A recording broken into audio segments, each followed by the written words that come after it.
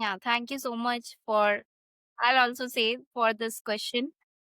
So let's get back to the childhood. The first mentor is, Mm, of course, my parents right. and my mother, my father. And my father was a defense officer. I have Mm, never seen him in the uniform, but I always admire him. And of course, my mother. So, what I learned from my father, it's all about learning new things always. That is one thing which I learned about him. And from my mother, I learned never give up attitude. Whatever happens, happens, but always try for the best. So, that is two my mentors from my childhood journey. And after that, when my parents were busy in their own work, my guardian and my elder brother, and he taught me like independence, freedom, and becoming independent. Whatever I am today, I think the major part goes to him. You can say that if we talk about mentor, I didn't know the word of mentor. I think he was the best mentor. He shaped right. me whoever I am. Think about it. I can take decisions as a woman. What are my rights? What are the small, small things? Each and everything he has taught me. And whatever I decided in my life, even while choosing my career, while taking my decisions, while becoming independent in my thought process, the all credit goes to him. Because if he would have not shaped my mind on such a way, so I don't think so, because my environment was not so progressive. He has shaped me, my mindset in such a way that I started taking my own decisions. So credit goes to him. And then after that, of course, the teachers.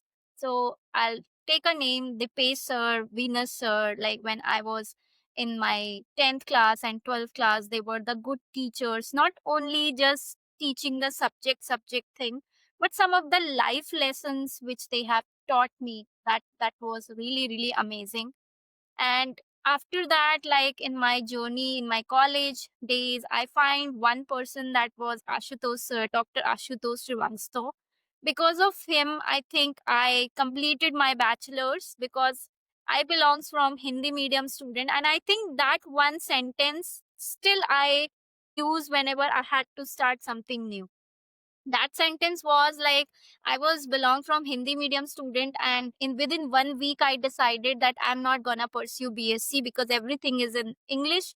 I can't do this. And he said to me, like, whenever, just think about it, like, you are starting studies now.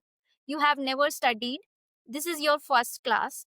And now you are starting studies. So how does it matter even though it is in English or Hindi? Okay. So as you started your study in your first class or KG, whatever your teacher taught you, started, learning that. And that's how now you're telling that you are Hindi medium student.